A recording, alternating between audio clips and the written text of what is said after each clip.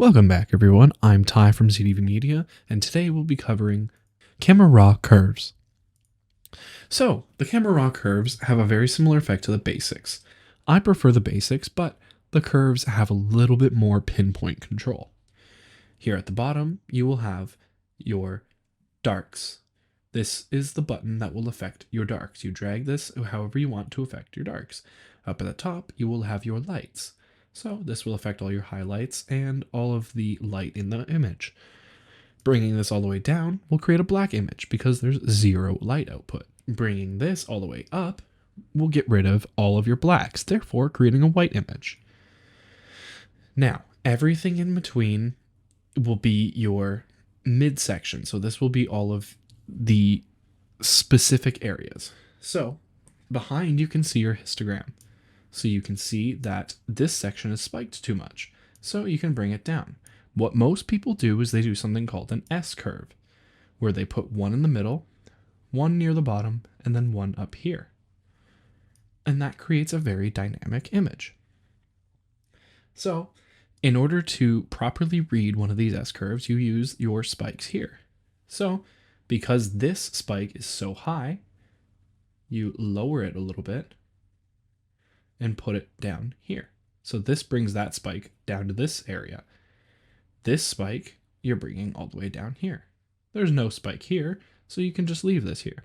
And there's no spike here, so you can leave that there. And you just slowly adjust based on where the spikes are in order to create more dynamic looks in your image. Now, there are 4 other sections. This is where you can adjust specifically your highlights, lights, darks, and shadows. You can see that it will slightly affect your curve here, and you can also adjust it from here too.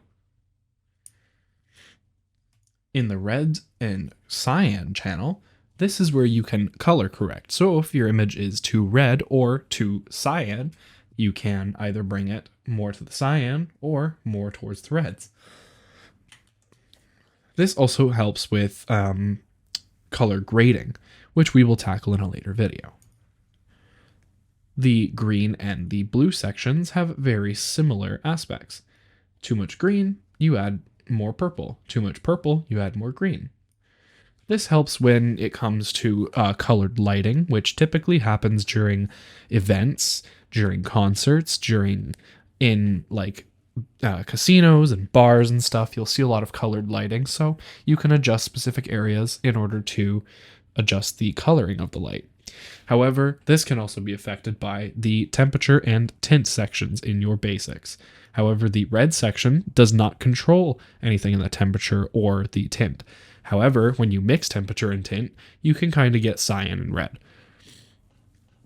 So these are the curve sections.